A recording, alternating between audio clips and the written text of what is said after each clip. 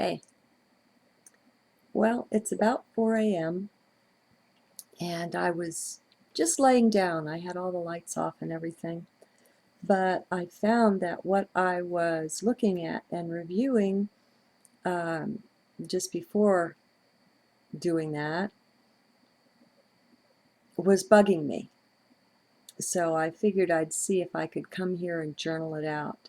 Now, I'm no real astrologer. I know I've been one in other lifetimes, and so sometimes things percolate through. I've studied it a little bit, and I just looked at a transit chart. I do get a dozen charts done a year so that I can have them if the urge strikes to look and see what's what, especially now. I mean, right now, transiting Pluto is not only sitting on top of my natal sun, it's within minutes. So it's at the exact same degree as my natal sun, and that's deeply transformative, inescapably so.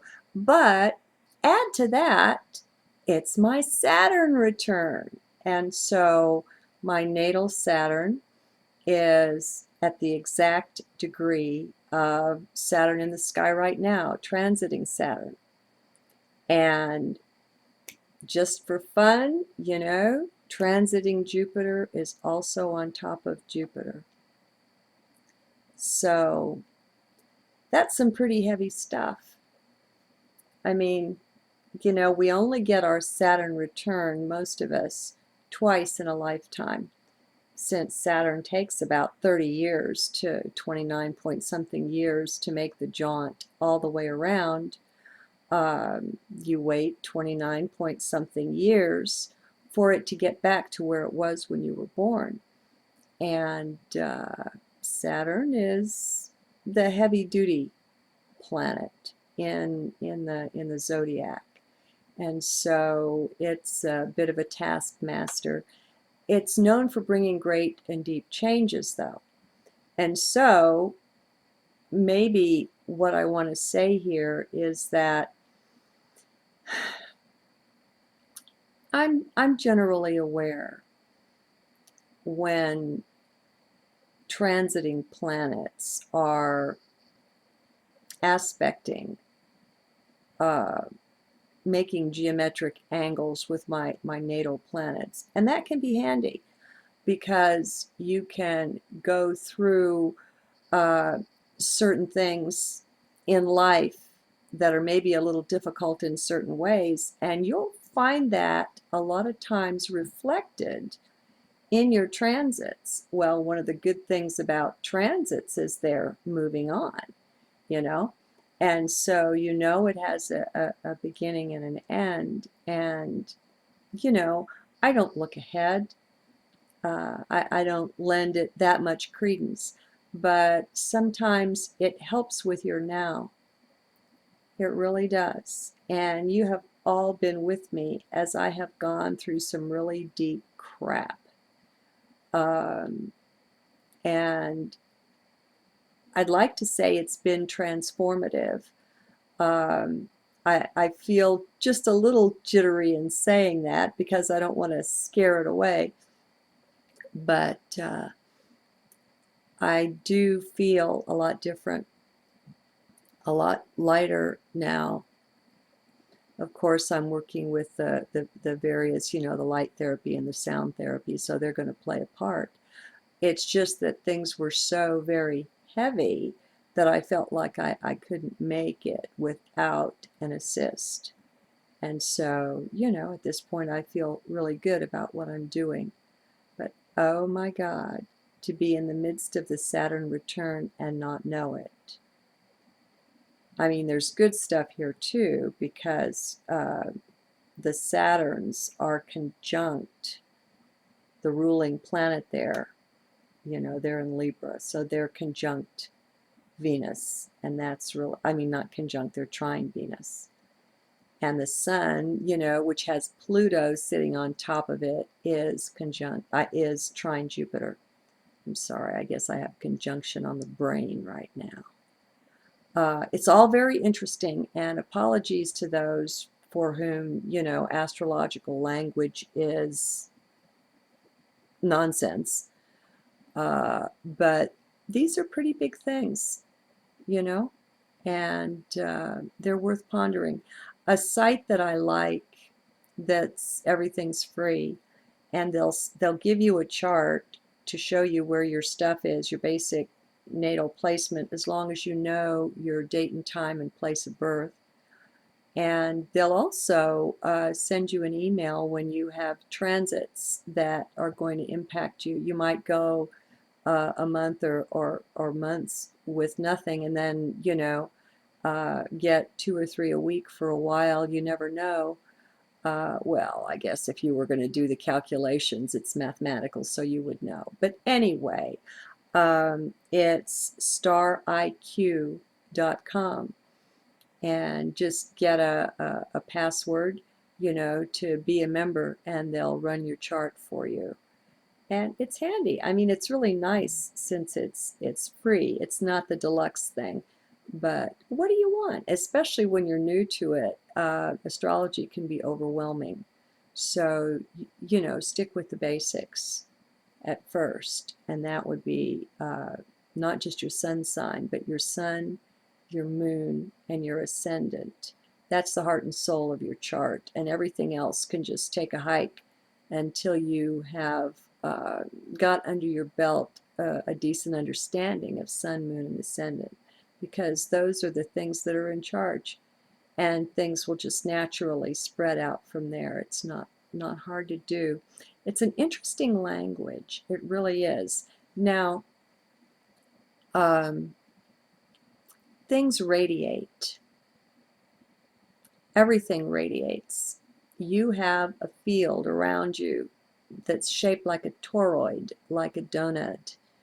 And depending on how coherent your energies are, how together you are, one could say, it can get very big, or it can be very narrow. But you have a field, and you're connected with everything. Who and what you are is in superposition everywhere. But we're talking the body-mind thing here, your avatar in the play. Has this toroidal field around it.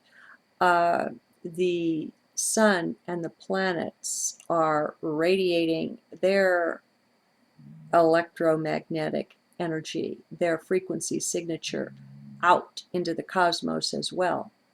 So that the big deal with in just a couple months, Venus will be passing between the sun and the earth. Now, what comes to me about that is that Venus is radiating her energy, the sun is radiating its or his energy, and here we are. And so what will happen is that not only will we receive the Venusian energy, but it will be extreme, because it will be carried on the solar winds, if you will, on the energy of the sun. I notice that when I'm sun gazing, I have trees and so on out front, and I'm glad they're not really thick, so the sun can get through at times. You see the rainbows on the wall as evidence.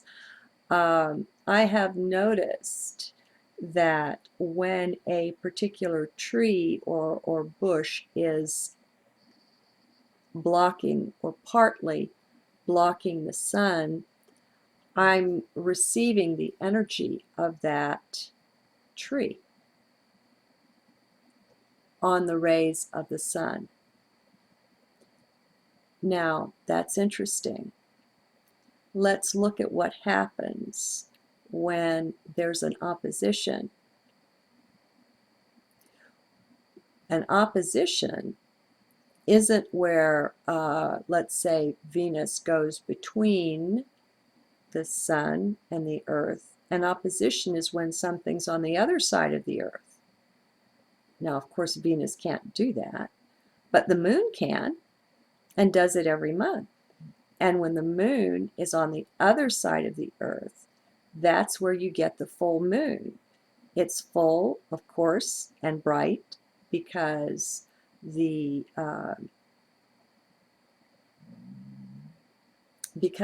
earth is blocking the brilliance of the sun. And so the moon is enabled to shine brightly. We lose it in the brilliance of the sun's rays at the new moon. What happens then? Well, we've got the moon radiating her energy. We've got the sun radiating his energy. And we have the earth in between. And so what happens? What happens is the energy of the sun and the energy of the moon meet in the earth, in you, in me, in everyone. And so we have that combination. Anything that puts the earth in the middle that way has this effect. I haven't heard astrologers talk of it quite this way, but intuitively, it works for me. I sense it or I feel it. And it's an interesting way to look at it, maybe from heart, I don't know. There's energy and there's activity that somehow the planets and the stars are related to. I'm not saying they cause it. I don't know. I really don't. But for all those who think astrology is evil or something like that, I'd say look again. Only look from heart. I hear that even in the Bible somewhere it says that God writes or speaks through the stars. Mazel Tov is supposed to mean, may you have fortunate constellations. At least that's what I heard. And the rabbis were known for being able to read the positions of the sun and the stars and so on. And we know from ancient Egypt and so on, there's something to it. And we've been scared away by being told, oh, no, no, you're dabbling in something dark if you're doing that. Let's take another look at that.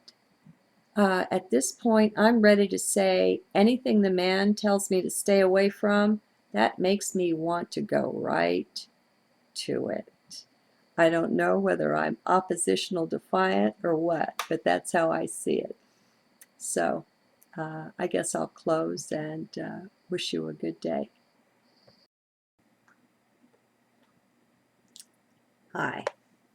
I'm doing a little PS or addendum for my astrological video that I made very early this morning. And that's to say, I just finished uploading my creation or Big Bang with the Adam and Eve being higher dimensional video. And it's a mess. And all my efforts to fix it and to redo it bombed. And so I'm just leaving it like it was. And the reason I mention it is just for fun, to let you know, when I was born, there was a full moon. So that means my natal sun and my natal moon are opposed. They're in opposition. And my natal moon is conjunct Uranus. So I have moon and Uranus opposed sun. So just imagine them at 12 and 6 o'clock on the clock, just for fun. They're opposed. Mercury right now is at 3 o'clock. And so that means it squares over the few days the sun, the moon, and Uranus. And Mercury is mind and communication. And so just for the fun of it, and my sun is in the third house, which is also represents communication. It's just no end of fun. And so I had to tack on this little bit. Hey, it's enjoyable. Why not? It's an experience. Blessings. Namaste.